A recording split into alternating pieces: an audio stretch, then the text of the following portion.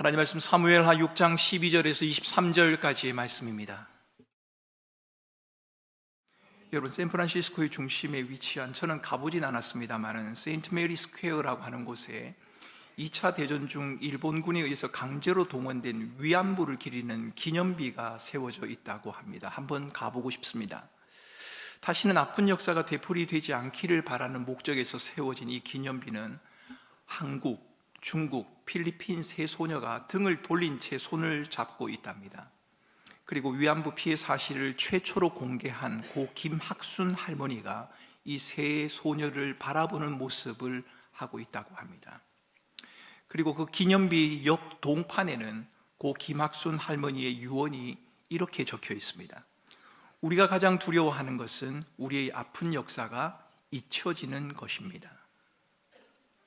우리가 가장 두려워하는 것은 우리의 아픈 역사가 잊혀지는 것입니다. 여러분, 누군가로부터 잊혀진다는 것, 그것은 참으로 안타까운 일이 아닐 수 없습니다. 아픈 역사의 기억이 사람들로부터 잊혀질 수도 있을 겁니다. 알츠하이머 치매를 앓고 있는 부모의 기억으로부터 자녀들이 잊혀진다는 것도 가슴 아픈 일이지 않습니까?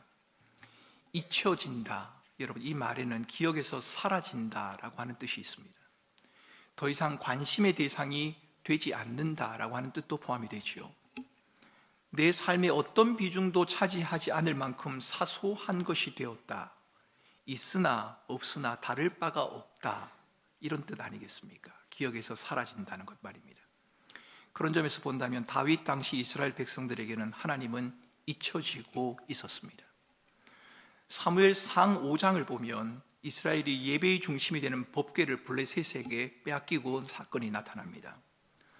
법궤를 빼앗은 블레셋 사람들이 자신의 신들이 이스라엘의 하나님보다 강하다고 기뻐했습니다. 하지만 그 기쁨은 잠시, 하나님의 법궤로 인해서 블레셋은 초토화가 되고 말았습니다.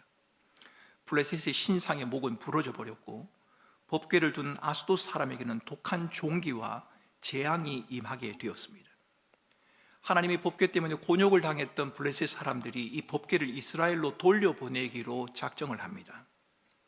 법궤를 어떻게 돌려보낼까 고민을 하던 이 블레셋 사람들은 법궤를 수레에 실었습니다. 그리고 젖 나는 송아지, 그러니까 암 송아지 2마리를 가지고 수레를 끌고 가도록 그렇게 했습니다. 어린 송아지들은 집안에 가두었습니다. 어미 송아지가 수레를 끌고 가야 되니까 이 어린 송아지들은 집안에 그냥 가둔 겁니다. 이것이 사무엘상 6장에 나오는 내용입니다. 송아지를 집에 둔 채 법궤를 실은 수레가 끌려 수레를 송아지가 끌고 가고 있습니다. 사무엘상 6장 17절에는 그 장면을 이렇게 묘사합니다. 암소가 벳세메스 길로 바로 행하여 대로로 가매 울 때에 울고 좌우로 치우치지 아니하였다. 여러분, 어떻게 소가 이렇게 할 수 있는지 이해하기 어려운 장면이 연출이 됩니다. 여러분, 이 성경을 너무 많이 읽었기 때문에 이건 당연한 것 아닌가라고 생각하십니다만 여러분, 그렇지가 않습니다. 어미의 본능은 자식을 향하게 되어 있지 않습니까? 오늘 오후에 연로하신 한 가정을 신방을 했습니다. 홀로 계신데 러시아에 아들이 있는데 아들이 간에 이상이 생겨서 검사를 하고 있다고 하셨습니다.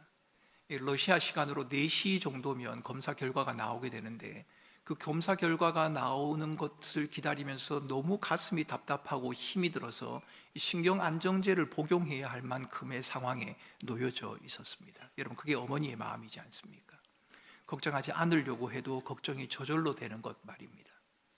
엄마가 날 뭘 걱정할까? 우리 친구들이 그렇게 생각하는지 모릅니다만 그렇지는 않습니다.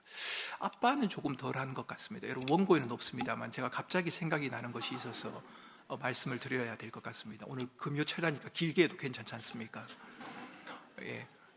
고 황수관 박사가 했던 이야기입니다.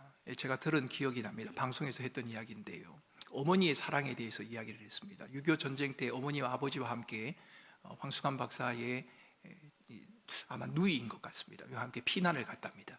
피난을 가던 도중에 폭탄이 날아왔습니다. 그리고 포탄이 그 주변에 꽝 터졌습니다. 그래서 고개를 숙이고 눈을 떴는데 어머니가 이 아이들을 품고 있더랍니다. 아버지는요, 저기 도망을 가 있더랍니다. 그래서 아버지가 내가 다시는 그러지 않을 거다, 다시 이런 일이 있으면 내가 정말 가족을 보호할 것이다, 그렇게 약속을 하고 조금 갔습니다. 그런데 다시 포탄이 날라왔습니다. 어떻게 됐을까요? 역시나 아버지는 저기 가 계셨습니다. 여러분, 모든 아버지가 다 그런 것은 아닐 겁니다. 여러분, 아버지의 사랑도 어머니의 사랑 못지 않습니다. 하지만 어머니의 사랑은 참 특이합니다. 설명하기가 좀 어렵습니다. 그게 아마 동물에게도 적용이 되나 봅니다. 암송아지 2마리가 수레를 끌고 가려고 합니다. 이 어린 송아지를 그냥 뒀다간 무슨 일이 벌어질 것 같거든요. 그것을 안 블레셋 사람들이 이 송아지를 가두었습니다. 그런데 송아지는 갇혀 있어서 어쩌지 못한다 하더라도 여러분, 어미소는 어떻습니까? 뒤돌아설 수도 있지 않겠습니까? 치우칠 수도 있지 않겠습니까? 그런데 암소가 벳세메스 길로 행하는데 갈 때에 울면서 좌로도 우로도 치우치지 않았다.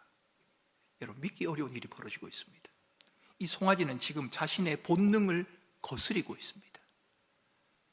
송아지를 향하고 싶은 그 마음을 꺾고 가야 가는 길을 가고 있다는 겁니다. 그것도 좌우도 치우치지 않고 말입니다. 하나님께서 법궤를 운반하는 소의 모습을 이렇게 자세하게 기록하는 이유가 무엇입니까? 그것은 아마도 하나님의 계획에 따라 울면서 벳세메스로 향하고 있는 그 소처럼 하나님과 함께하는 우리들의 신앙생활도 끊임없는 본성을 거스리는 과정이다라고 하는 것을 우리에게 말씀하고 싶으신 것 같습니다. 여러분, 신앙생활이 무엇인가요? 신앙생활은 우리의 본성을 거스리는 과정입니다. 나를 따르려거든 자기를 부인하고 자기 십자가를 지고 나를 따르라, 그렇게 말하지 않습니까? 우리의 본성을 날마다 그리스도의 십자가에 못 박는 이 작업이 없이는 우리는 우리의 신앙을 완성할 수 없습니다. 어떤 분은 하나님과 함께하는 믿음 생활이 늘 즐거워야 한다, 이렇게 말씀하시는 분이 계십니다. 예수 믿는 사람이 왜 그렇게 자주 울어? 예수 믿는 사람은 왜 그렇게 슬퍼? 예수 믿는 사람은 항상 기뻐야지, 이렇게 생각하는 분이 계십니다. 하지만 저는 신앙생활이 늘 즐거워야 한다는 말에 동의하지 않습니다. 왜냐하면 성경이 우리에게 가르쳐주는 인생의 모습이 그렇지 않기 때문입니다. 전도서 기자가 말하는 것처럼 우리 인생에는 웃을 때가 있으면, 그렇습니다. 역시 공부를 잘 하셨습니다. 성경을 많이 읽어서 울 때가 있습니다. 기쁠 때가 있으면 슬플 때가 있습니다. 여러분, 이게 인생입니다.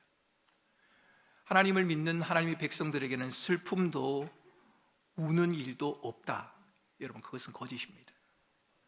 만약 여러분들이 그렇게 믿고 신앙생활을 했다간 머지않아 신앙을 포기하고 말 것입니다. 우리의 인생에는 웃음도 있고 울음도 있습니다. 기쁨도 있고 슬픔도 있습니다. 믿음의 사람이라고 늘 즐거운 것은 아닙니다. 아니, 어쩌면 우리는 날마다 순간마다 눈물을 흘려야 하는 그런 존재인지도 모릅니다. 왜 그렇습니까? 신앙이라고 하는 것은, 하나님을 믿고 따른다고 하는 것은 내 마음대로 살고 싶어하는 이 본성과의 끊임없는 싸움이기 때문에 그렇습니다. 이 싸움의 과정에서 때로는 승리의 환호성을 지를 때가 있을 겁니다.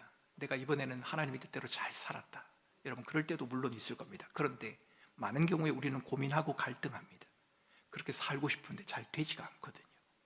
그렇게 살려고 했는데 막상 결과를 보니까 그렇지가 않단 말입니다. 본성을 꺾고 하나님의 뜻대로 살고 싶은데 잘 되지 않아서 안타까워하고 슬퍼할 때가 있지 않습니까? 아니, 슬퍼할 때가 있는 것이 아니라 슬퍼하는 그 슬픔이 우리에게 필요합니다. 오늘날 많은 그리스도인들이 즐거움과 기쁨을 찾으려고 하지만 하나님의 뜻대로 살지 못하는 자신에 대한 슬픔과 애통함을 가지지 못하고 있다는 것, 여러분, 이것은 비극입니다. 애통하는 자가 복이 있다. 여러분, 성경은 그렇게 말하지 않습니까? 본성상 어린 송아지를 향해 하는 암소가 울고 좌우로 치우치지 않으며 하나님이 계획한 길을 걸었던 것처럼 죄의 본성을 날마다 처복종시키며 주인 되신 하나님을 따라 살아가는 인생, 여러분, 그것이 바로 믿음의 사람의 모습입니다. 믿음의 길을 걷는 그 길에서 우리 주님은 흐르는 눈물을 닦아 주실 것입니다. 그리고 여러분, 그 슬픔을 기쁨으로 변화시켜 줄 겁니다. 여러분, 우리가 얻는 기쁨, 우리가 얻는 즐거움, 그것은 잠시입니다. 그것은 잠시입니다. 물론 그 기쁨도 좋습니다. 하지만 하나님께서 우리의 눈물을 씻기시고 주시는 그 기쁨, 여러분, 그것은 영원합니다. 세상에 그 무엇도 줄 수 없고 세상에 그 무엇도 빼앗을 수 없는 것입니다. 암소 2마리가 맨 수레에 실려서 블레셋으로부터 옮겨지던 법궤는 드디어 벳세메스라고 하는 곳에 도착을 했습니다. 여러분, 벳세메스는 유다 지파의 북쪽에 위치한 성읍입니다. 그런데 벳세메스에서 문제가 생겼습니다. 벳세메스에 있는 사람들이 여호와의 법궤를 들여다보다가 그만 많은 사람이 죽임을 당하고 만 것입니다. 법궤를 한번 들여다보았다고 죽임을 당했다. 여러분, 이 너무하다는 생각 드시지 않습니까? 하나님이 너무 째째하다, 하나님이 너무 엄격하다, 여러분 이런 생각 들지 않으십니까? 하지만 벳세메스 사람들의 문제는 그저 법궤를 한번 들여다보았다는 것에 있지 않습니다. 그들의 문제는 하나님의 임재와 영광의 상징이요 예배의 중심인 법궤를 정당하게 다루지 않고 있다는 데 있습니다. 하나님께서는 민수기 4장 20절 말씀에 제사장들에게조차도 법궤를 바라보는 것은 금지된 것이다, 법궤를 바라보아서는, 들여다보아서는 안 된다라고 이미 말씀을 하셨습니다. 법궤는 하나님의 임재, 하나님의 통치와 다스림을 상징하는 이 법궤는 함부로 다룰 수 있는 것이 아닙니다. 여러분, 마찬가지로 우리의 신앙도 마찬가지입니다. 우리의 믿음의 대상이신 하나님도 마찬가지입니다. 하나님의 영광을 인정하고 고백하는 예배의 행위도 마찬가지입니다. 함부로 아무렇게나 할 수 있는 것이 아니라는 말입니다. 함부로 한다는 말이 무슨 말입니까? 함부로 한다는 말은 조심하거나 깊이 생각하지 않고 마음 내키는 대로 한다는 것 아닙니까? 기분이 가는 대로 한다는 것 아닙니까? 좋은 대로 한다는 것이지 않습니까? 여러분, 우리가 함부로 하지 않으려면 어떻게 해야 합니까? 내 기분이 가는 대로, 내 생각이 가는 대로, 내가 익숙한 대로 가지 않으려면 우리는 반드시 하나님의 말씀에 귀를 기울이는 일에 열심을 내야 합니다. 믿음으로 산다는 것은 나의 원함과 뜻대로 행하여 살아가는 것이 아니라 하나님의 말씀을 귀 기울여 듣고 그 말씀의 원하심을 따라, 그 하나님의 뜻을 따라 살아가는 것이 맞기 때문입니다. 여러분, 믿음 생활을 한다는 것은 우리의 원함을 따라 살아가는 것 결코 아닙니다. 믿음 생활을 한다는 것은 하나님의 원하심을 따라 살아가는 것입니다. 그렇다면 그 하나님의 원하심을 알기 위하여 하나님의 말씀을 들어야 하는 것이 당연하지 않겠습니까? 안타까운 것은 오늘날 많은 신앙인들이 깊이 생각하는 것도, 하나님의 말씀을 듣는 것도 즐겨하지 않으려 한다는 겁니다. 생각하려고 하지 않습니다. 깊이 생각해 보려고 하지 않습니다. 그리고 하나님의 말씀을 듣는 것도 그렇게 즐거워하지 않습니다. 해왔던 것에 대한 익숙함 때문일 수도 있을 겁니다. 아니, 이미 나는 성경에 대한 많은 지식을 가지고 있다고 하는 자신감 때문일 수도 있을 겁니다. 그것도 아니면 내가 잘 알고 있다고 하는 자기의 때문일 수도 있을 겁니다. 말하고 행동하는 것을 조심하지도 깊이 생각하지도 하나님의 말씀과 상대방의 말을 끝까지 들으려고 하지도 않는 것, 여러분, 이것은 결국 우리를 함부로라고 하는 늪으로 빠져들게 만들 것입니다. 듣지 않으면 함부로 행하게 됩니다. 하나님의 말씀을 새겨 듣지 않으면 우리는 함부로 행하는 존재가 된다는 말입니다. 벳세메스 사람들이 그랬습니다. 하나님의 말씀에 귀를 기울이지 않았습니다. 그들은 아마도 아무 생각 없이 법궤를 들여다보았는지도 모르겠습니다. 호기심 때문에 봤을 수도 있을 겁니다. 법궤를 별것 아닌 것처럼 여길 수도 있었을 겁니다. 아니면 하나님의 말씀에 대한 무지함 때문에 알고도 무시했을 수도 있을 겁니다. 한 번쯤 본들 무슨 일이 벌어질까 이렇게 생각했을 수도 있을 겁니다. 아니면 이 법궤에 대한 특권을 우리가 가지고 있기 때문에 법궤를 바라보는 것쯤은 아무 문제가 되지 않는다고 가볍게 생각했을 수도 있습니다. 어떤 이유에서 그들이 법궤를 들여다봤는지 성경은 그 이유를 우리에게 명확하게 말해주진 않습니다만, 한 가지 분명한 것은 벳세메스 사람들이 법궤를 함부로 다루고 있다는 겁니다. 법궤를 들여다보다 죽임을 당한 사건을 직면한 벳세메스 사람들, 이 사람들은 예루살렘 서북 10km 정도 떨어진 곳에 있는 기럇 여아림 사람에게 도움을 청합니다. 우리가 법궤 때문에 죽임을 당했다, 그러니까 이 법궤를 가져가라 라고 기럇 여아림 사람들에게 전령을 보낸 것입니다. 소식을 들은 기럇 여아림 사람들은 법궤를 옮겨왔고 산에 사는 아비나답의 집에 들여다 놓았습니다. 그리고 20년이 흘러갔습니다. 사무엘상 7장 1절과 2절을 한번 읽어보겠습니다. 자, 같이 한번 읽어봅니다. 기럇 여아림 사람들이 와서 여호와의 궤를 옮겨 산에 사는 아비나답의 집에 들여놓고 그의 아들 엘리야사를 거룩하게 구별하여 여호와의 궤를 지키게 하였더니 궤가 기럇 여아림에 들어간 날부터 20년 동안 오래 있은지라. 이스라엘은 온 족속이 여호와를 사모하니라. 여러분, 이스라엘이 온 족속이 여호와를 사모했다. 하나님에 대한 갈망, 하나님에 대한 허기를 느끼고 있었다는 겁니다. 그런데 하나님의 법궤는 기럇 여아림 아비나답의 집에 20년 동안이나 머물러 있었습니다. 여러분, 이것은 좀 말이 어울리지 않습니다. 하나님의 법궤가 있어야 할 곳은 예루살렘입니다. 그런데 이 하나님의 법궤를 예루살렘으로 돌려보내지 않고 한두 해도 아니고 20년 동안이나 그냥 머물게 두었습니다. 방치한 겁니다. 하나님의 법궤는 방치되어 있는데 성경은 뭐라고 말합니까? 이스라엘 온 족속이 여호와를 사모했다. 뭔가 좀 맞지 않습니다. 여호와 하나님을 사모했다고는 하는데 그들의 행동은 별로 여호와 하나님을 사모하는 것 같지가 않다는 말입니다. 사무엘상 7장 3절을 보면 사무엘이 등장해서 이스라엘 족속에게 이렇게 말합니다. 너희들은 이방신과 아스타롯을 제거해라. 그리고 여호와 하나님만을 섬기라 라고 말합니다. 사무엘이 이 말을 미루어 보면 이스라엘이 여호와를 사모했다는 2절의 말씀은 잘 이해가 되지 않습니다. 이렇게 적는 것이 정확했을 겁니다. 여호와를 사모하는 척했다. 이렇게 적어야 맞을 겁니다. 이스라엘은 여전히 자기중심적인 죄에 머물러 있습니다. 자기 생각과 고집을 앞세우고 있는 것이 분명합니다. 겉으로는 여호와 하나님을 사모하는 것처럼 보이지만 실제로 그들의 중심은 하나님으로부터 멀어져 있습니다. 하나님의 임재와 통치, 예배의 중심을 상징하는 법궤, 그 법궤는 그들의 기억으로부터, 그들의 삶의 중심으로부터 잊혀져 가고 있다는 겁니다. 여러분, 여기서 우리는 하나님을 말하면서도 하나님이 잊혀질 수 있다는 충격적인 사실을 직면하게 됩니다. 하나님을 말하면서도 하나님을 잊어버릴 수 있습니다. 하나님을 사모하면서도 하나님을 놓쳐버릴 수 있습니다. 하나님을 갈망한다고 하면서도 하나님을 잊어버릴 수 있습니다. 오늘 우리가 읽은 본문은 하나님의 법궤가 이스라엘에 잊혀져 가던 그 시대를 배경으로 하고 있습니다. 오늘 제가 이 법궤에 대한 긴 이야기를 한 것은 이 긴 이야기가 바로 오늘 읽은 본문의 배경이 되기 때문입니다. 이스라엘 백성들에게는 하나님의 법궤가 오랫동안 잊혀져 있었습니다. 20년 동안이나. 그런데 드디어 다윗이 이스라엘 12지파의 왕이 되었습니다. 하지만 다윗이 이스라엘의 온전한 왕으로 인정받기 위해서는 한 가지 남은 숙제가 있었습니다. 그것은 바로 하나님의 법궤를 예루살렘으로 가져오는 일이었습니다. 법궤는 무엇입니까? 법궤는 하나님의 통치, 하나님의 임재, 하나님이 우리와 함께 하신다는 것을 상징하지 않습니까? 하나님의 영광, 하나님의 거룩, 하나님을 예배하는 그 예배의 중심, 그 예배하는 그 행위의 중심에 있는 것이 바로 법궤입니다. 그렇기 때문에 법궤가 예루살렘으로 돌아온다는 일은 매우 중요한 일이었습니다. 여러분, 이럴 수 있지 않겠습니까? 다윗이 이제 그래 내가 왕이 되었다. 그러니 됐다. 내가 이제 왕이 되었으니까 내가 굳이 그 법궤를 가져올 필요가 뭐가 있을까?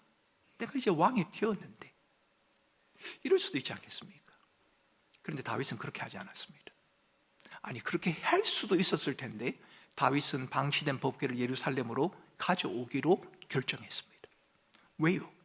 다윗은 자신이 왕이 되었다는 사실보다 하나님이 통치와 다스림 안에 거하는 것이 더 중요하다는 사실을 알았기 때문입니다. 사랑하는 성도 여러분, 여러분들에게 어떤 일이 중요합니까? 하나님을 왕으로 인정하고 고백하며 하나님의 통치와 다스림 안에 살아가는 것과 여러분의 원함을 따라 살아가는 것, 여러분이 원하는 삶의 목표가 이루어지는 것 가운데 어떤 것이 훨씬 더 중요합니까?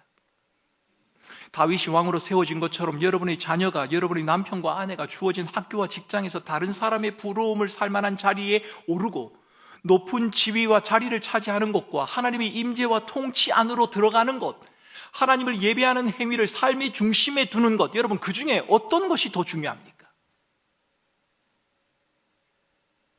저는 지금 여러분에게 세상에서의 성공과 하나님의 통치를 받으며 살아가는 것은 함께 할 수 없다고 말씀드리는 것이 아닙니다. 하나님을 예배하고 하나님의 영광을 말하기 위해서는 세상의 지위나 성공을 포기해야 한다는 것을 말씀드리는 것도 아닙니다. 우리의 삶의 조건이 어떠하든 간에, 우리가 어떤 환경과 상황에 있던 간에, 어느 자리에 머물든 간에 하나님이 우리의 왕이요 통치자가 되신다는 사실, 하나님을 예배하고 하나님의 영광을 선포하는 그 행위는 우리가 세상에서 추구하는 그 어떤 일보다 중요하다는 것을 여러분에게 말씀드리는 겁니다. 여러분, 한 주간 동안 여러분이 열심히 사셨습니다. 그 일은 참 중요한 일입니다. 가정에서 자녀를 돌보는 일, 중요한 일 맞습니다. 여러분이 직장에서 힘쓰고 애쓰고 살아온 그 일, 중요한 일 맞습니다. 여러분의 육신이 연약하여서 아무 일도 하지 못한 채 그 자리에 그냥 가만히 앉아 찬송하고 기도하는 것밖에는 할 수 없다고 말씀하시는 분들도 계실 것입니다만, 그것도 중요한 일이 맞습니다. 그러나 우리가 이 세상에서 중요하게 여기는 그 일이 무엇이든 간에 그 어떤 일도, 우리가 추구하고 우리가 원하고 바라고 이루기를 바라는 그 어떤 일도 하나님의 통치와 다스림 안에 거하는 것보다 중요할 수 없습니다. 달리 말하면 하나님의 통치와 다스림 안에 우리를 머물게 하지 아니한 채 이룬 그 어떤 것도 하나님 앞에 기억되지 않는다는 겁니다. 우리에게 하나님이 나의 진정한 왕이라고 하는 인정이 없다면 우리의 모든 것은 헛된 것일 뿐입니다. 이 사실을 누구보다 잘 알고 있던 다윗은 하나님의 임재와 통치, 예배의 중심인 법궤를 예루살렘으로 가져오기로 결정했습니다. 6장 2절은 이렇게 말합니다. 다윗이 일어나 자기와 함께 있는 모든 사람과 더불어 바알레 유다로 가서 거기서 하나님의 궤를 메어 오려 하니. 여러분, 바알레 유다라고 하는 것은 기럇 여아림의 또 다른 이름입니다. 하나님의 법궤가 예루살렘으로 돌아오는 것은 다윗에게 너무 기쁜 일이었습니다. 너무 의미 있는 일이었습니다. 하나님의 통치와 다스림 안에 머무는 일, 하나님의 말씀을 귀 기울여 듣는 일, 하나님의 인도를 따라 살아가는 일, 그것은 다윗이 12지파의 왕이 되었다는 그 사실보다도 더 중요한 일이었다는 겁니다. 그래서 다윗은 이 법궤를 가져오게 하였습니다. 하나님의 법궤가 예루살렘으로 돌아오는 것을 본 다윗은 너무 기쁘고 즐거웠습니다. 14절을 보면 궤가 돌아오는 모습을 본 다윗이 여호와 앞에서 온 힘을 다하여 춤을 추었다. 온 힘을 다하여 춤을 추었다. 그렇게 기록합니다. 다윗과 온 족속들은 즐거이 환호하며 나팔을 붑니다. 하나님의 법궤가 돌아온 것을 기뻐합니다. 여러분, 제가 꿈꾸는 교회 담임 목사로 부름을 받고 2주 예배를 드리면서 꿈꾸는 교회의 예배와 찬양이 참 역동적이고 활기가 넘친다는 느낌, 제가 온몸으로 받고 있습니다. 성도들이 아멘을 얼마나 잘하시는지 설교하는 제가 설교하다가도 깜짝깜짝 놀랄 정도예요. 여러분, 원래 제 말이 좀 빠릅니다. 그래서 제가 이전에 있던 교회나 아니면 다른 곳에 집회를 가면 목사님, 제가 아멘 할 틈을 좀 주세요. 제가 그런 부탁을 자주 받았습니다. 왜냐하면 아멘 하려고 하면 그 다음 문장으로 이미 가버렸기 때문입니다. 그런데 제가 꿈꾸는 교회 성도들을 보니까 그 틈을 이용해서 아멘을 합니다. 아주 집싸게 아멘을 하십니다. 훌륭합니다. 참 감사한 일입니다. 여러분, 제가 신학교 가기 전에 있었던 제 모교회가 대구 동일교회입니다. 지금은 그 교회도 좀 아픔을 알아서 그 교회 교인들이 모두 다 흩어져 버린 새로운 곳으로 이사를 갔습니다만, 그 교회에 계셨던 조돈재 목사님이 제 영적인 스승 아버지와 같은 분이십니다. 그분은 기도를 굉장히 강조하시는 분이셨기 때문에 금요일 저녁이 되면 항상 성주에 있는 동일 수련원에 올라가서 밤에서 산기도를 한 적이 있습니다. 거의 한 3, 4년 이상을 매주 금요일 산에 올라가서 기도를 합니다. 여러분, 그러면 그때는 무서워서라도 주여를 한 번 부르는 게 아니라 10번도 불렀습니다. 그렇게 불러야 두려움이 좀 사라지고, 그렇게 주님의 이름을 불러야 주께서 제 기도를 들으시는 것 같거든요. 그런데 여러분, 참 오랜만에 제가 꿈꾸는 교회에 와서 주의 이름을 부르며 기도하게 되었습니다. 그런데 여러분, 저는 여러분에게 이렇게 말씀드리고 싶습니다. 여러분의 아멘과 뜨거운 찬양, 주의 이름을 부르는 외침 속에 하나님이 우리를 다스리시고 통치하신다는 고백, 그 고백을 따라 살겠다는 그 결심, 하나님이 우리의 왕이요 우리의 백성이라고 하는 그 결단을 담으시기 바랍니다. 소리가 크다고 능사가 아닙니다. 제가 이렇게 하고 나면, 제가 이전 교회에서 이렇게 했더니 그 다음부터 저희 교회 교인들이 아멘을 안 하시더라고요. 하지 말라는 게 아닙니다. 거기에 무엇을 담으라고요? 여러분의 믿음의 고백을 담으라는 이야기입니다. 하나님을 향한, 하나님이 나의 왕이라고 하는 그 인정을 담으라는 말입니다. 만약 우리가 우리의 찬양과 기도, 열심과 열정 속에 하나님의 통치와 하나님의 임재를 담아내지 못한다면, 하나님의 통치와 다스림을 따라 살아가는 삶의 실천과 순종을 그 속에 담아내지 않는다면, 마치 사랑이 없는 모든 은사가 아무것도 아니라고 말한 바울의 말처럼 여러분, 우리들의 열정적인 찬양도, 기도도, 아멘이라는 외침도 공허한 소리에 불과할 겁니다. 보십시오. 아멘이 적어지지 않습니까? 자신이 없어서 그러십니까? 거기에 여러분의 고백을 담으시면 됩니다. 주의 이름을 부를 때 정말 주님 없이는 제가 살 수 없습니다 라는 그 간절함을 담으면 됩니다. 내가 연약해서 완벽하게 그렇게 해낼 수는 없지만 그래도 내가 하나님의 뜻대로 살겠습니다. 들려주시는 그 말씀을 따라 내가 순종하며 살겠습니다. 하나님이 나의 왕이십니다. 이 고백을 여러분들이 담으시라는 말입니다. 우리는 어떤 경우에도 하나님의 영광과 거룩에 대한 두려움을 잃지 않도록 주의해야 합니다. 예배를 드릴 때도, 찬양하고 기도할 때도 하나님의 함께 하심에 대한 감격이 우리 마음에 머물러 있도록 하나님의 의미와 영광이 선포되기를 갈망해야 합니다. 우리는 모두 예배에 참석하면서도 하나님의 말씀을 읽고 들으면서도 그릇된 방식으로 얼마든지 나아갈 수 있는 자들입니다. 여러분, 설교를 듣기 가장 어려운 사람이 누군지 아십니까? 잘 모르십니까? 설교를 듣는 것을 가장 어려워하는 사람들이 누군지 아십니까? 설교를 들으면서 가장 은혜를 못 받는 사람이 누군지 아십니까? 교육자들입니다. 목회자들입니다. 앉아 있으면요, 그 말씀을 말씀대로 받기가 어렵습니다. 평가를 하거든요. 판단을 하거든요. 왜 저렇게 하지? 생각을 한단 말입니다. 아마 제가 우리 교육자들에게 물으면 절대 그런 일이 없다고 말할 것입니다만, 제가 말씀드리는 것은 설교를 하면서도 그릇된 방식으로 설교할 수 있습니다. 여러분이 제 머릿속에 무슨 생각이 있는지 모르시지 않습니까? 제 마음에 어떤 의도와 생각을 가지고 설교를 하는지 여러분은 모르시지 않습니까? 앉아있는 여러분도 마찬가지입니다. 어떤 생각을 가지고 그 자리에 앉아 계신지 제가 모르지 않습니까? 그런데 여러분, 두려운 사실이 있습니다. 우리는 사람의 마음을 알 수 없지만 하나님은 우리의 중심을 꿰뚫어 보십니다. 그래서 여러분, 우리는 두려워해야 합니다.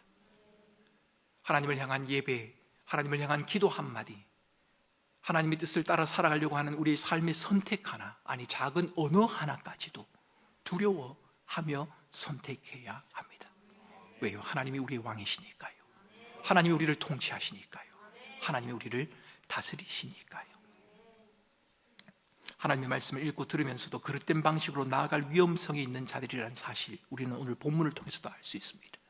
21절에 미갈이라는 사람이 나오지 않습니까? 미갈은 여호와를 전심으로 기뻐하며 춤을 추는 다윗을 향해서 방탕한 자다. 어떻게 왕이 그렇게 춤을 추느냐?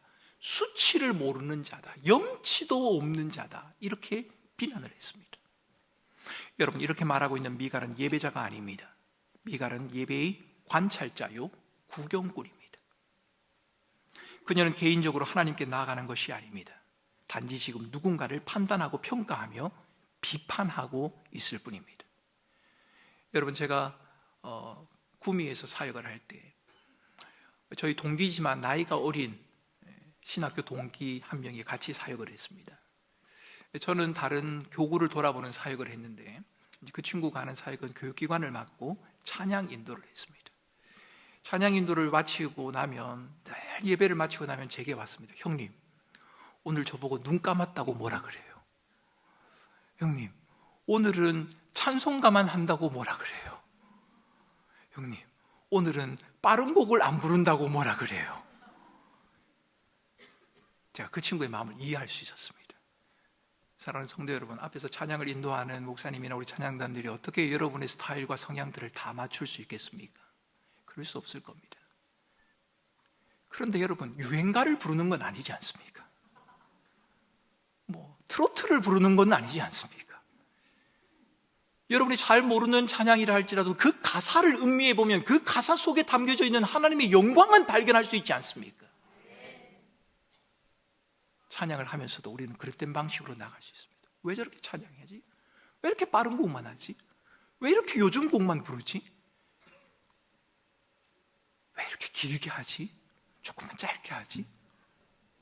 여러분, 우리가 예배를 드리면서도, 찬양을 하면서도, 말씀을 묵상을 하면서도 예배자가 아닌 구경꾼이나 판단자로 설 수 있습니다. 미갈이 지금 그렇다는 말입니다. 예배와 신앙의 구경꾼이며 관찰자가 있는가 하면 예배를 관리하는 사람도 있습니다. 예배를 자기 방식대로 섬기는 그런 사람 말입니다. 여러분, 그 사람이 바로 6절에 나오는 우사라고 하는 사람입니다. 하나님께서는 출애굽기 25장 13절을 통해서 명하신 적이 있습니다. 법궤는 메고 가야 하는 거다. 법궤는 사람들이 반드시 메고 가야 하는 거다. 하나님이 그렇게 말씀하셨습니다. 그런데 우사는 하나님이 말씀하신 규칙 대신에 수레라고 하는 효율적이고 편리한 방법을 택했습니다. 바벨론 사람들이 택했던 방법 아닙니까? 그 방법을 택한 겁니다. 법궤는 하나님을 주목하도록 하나님께서 주신 방편입니다. 그러니까 법궤를 보면서 백성들은 하나님을 주목하게 만들어야 되는 겁니다. 마찬가지입니다. 우리의 예배의 모든 순서도 하나님을 주목하게 해야 합니다.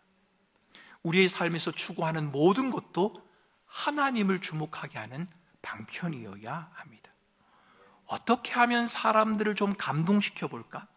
어떻게 하면 사람들의 호감을 좀 얻어볼까? 어떻게 하면 사람들의 마음을 한번 움직여 볼까? 이런 의도와 생각으로 우리는 예배 드려서도 안 되고, 예배를 기획해서도 안 되고, 우리의 삶을 살아서도 안 됩니다. 우리가 택하는 예배의 모든 순서와 진행이 누구를 주목하게 해야 한다고요? 하나님을 주목하게 해야 합니다. 여러분, 예배를 준비하는, 또 예배에 참여하는 우리 찬양대, 찬양팀, 사회를 보는 분이나 설교하는 저나 모든 분들이 이것을 어떻게 진행하면 좋을까를 고민할 때 이렇게 물어보시면 됩니다. 이렇게 하는 것이 우리 회중들로 하여금 하나님을 주목하게 하는 것이 맞을까? 여러분, 이것이 중요합니다. 하나님을 주목하게 해야 합니다. 예배만 그런가요? 아니요. 우리의 삶도 마찬가지입니다. 효율적이고 수월하고 편리한 것, 다 나쁜 것은 아니지만 자칫 그것이 하나님에 대한 경건한 두려움을 잃어버리게 만들 수 있습니다. 사랑하는 성도 여러분, 오늘 우리는 하나님의 법궤를 통해서 하나님의 임재와 하나님의 우리의 왕이심과 하나님이 우리를 다스리신다는 사실을 다시 한번 확인했습니다. 그러나 동시에 하나님의 영광을 말하면서도 우리는 얼마든지 그릇된 방식과 그릇된 길로 나아갈 수 있다고 하는 말씀을 드렸습니다. 오늘 말씀을 마무리하면서 저는 여러분에게 이렇게 묻고 싶습니다. 여러분에게 날마다, 순간마다 자기를 부인하고 죄의 본성을 처복종시키려고 하는 수고와 애씀이 있으십니까? 날마다 나의 죄성과 본성을 그리스도의 십자가에 못 박으려고 하는 그 진지한 수고와 노력이 여러분에게 있으십니까? 여러분이 드리는 예배와 살아가는 삶 속에 하나님이 나의 왕이십니다. 내가 왕이신 하나님의 통치와 다스림을 따라 살아가겠습니다 라고 하는 그 결단이 여러분 그 속에 담겨져 있습니까? 여러분, 혹시 이스라엘처럼 하나님을 사모한다고 하면서도 여전히 자기중심적인 죄의 자리, 여러분이 익숙한 삶의 방식을 고집하고 있지는 않으십니까? 여러분은 예배자입니까? 아니면 예배의 관찰자요, 구경꾼, 예배의 관리자입니까? 여러분, 오늘 다윗의 사건, 이 법궤의 사건을 두면서 우리는 우리 자신을 하나님의 말씀 앞에 세워야 합니다. 우리에게는 더 이상 법궤가 필요치 않습니다. 왜요? 예수 그리스도께서 우리의 주가 되시기 때문입니다. 그분이 우리의 통치자가 되시며 우리의 구원자가 되셔서 오늘도 우리의 삶 가운데 함께 하시기 때문입니다. 그런데 법궤를 잘못 다루고 법궤를 잘못 이해한 이스라엘 백성들처럼 우리들도 예수 그리스도를 우리의 욕구를 충족시키는 수단으로 삼을 수도 있고, 예수 그리스도에게 무관심할 수도 있고, 주를 부르면서도 여전히 우리의 삶을 고집할 수도 있는 연약한 자라고 하는 사실, 여러분 그 사실을 잊지 마시기 바랍니다. 오늘 밤 늦은 시간에 이 자리에 왜 나오셨습니까? 여러분이 가진 각자의 기도 제목이 있을 겁니다. 답답하고 힘이 들어서 하나님 앞에 기도하지 않으면, 하나님이 이 기도를 들어주지 않으면 안 된다는 절박한 마음을 가지고 나온 분도 계실 겁니다. 그런데 여러분, 무엇보다 우리가 기도해야 할 것은 하나님은 나의 왕이십니다. 하나님은 완전하신 분이십니다. 하나님의 통치와 다스림 안에 내가 거하고 싶습니다. 내 환경이 힘들고 어렵지만 내가 원하고 바라는 것이 좌절되고 낙심되는 그 순간에도 나의 왕이신 하나님을 인정하며 그 통치와 다스림 안에 거하겠습니다. 왜요? 거기에 진정한 기쁨이 있기 때문입니다. 주께서 우리의 눈물을 씻기시고 하늘의 영광과 기쁨으로 채우시겠다고 약속하셨기 때문에 우리가 그렇게 하는 것입니다. 오늘 밤 우리가 찬양하고 기도하며, 하나님, 내가 하나님이 왕이십니다. 하나님이 나의 완전한 분이십니다. 이 고백을 회복할 수 있는 우리 사랑하는 꿈꾸는 교회 모든 성도들이 되시기를 주님의 이름으로 축원합니다. 이 시간 우리 같이 함께 찬양했습니다.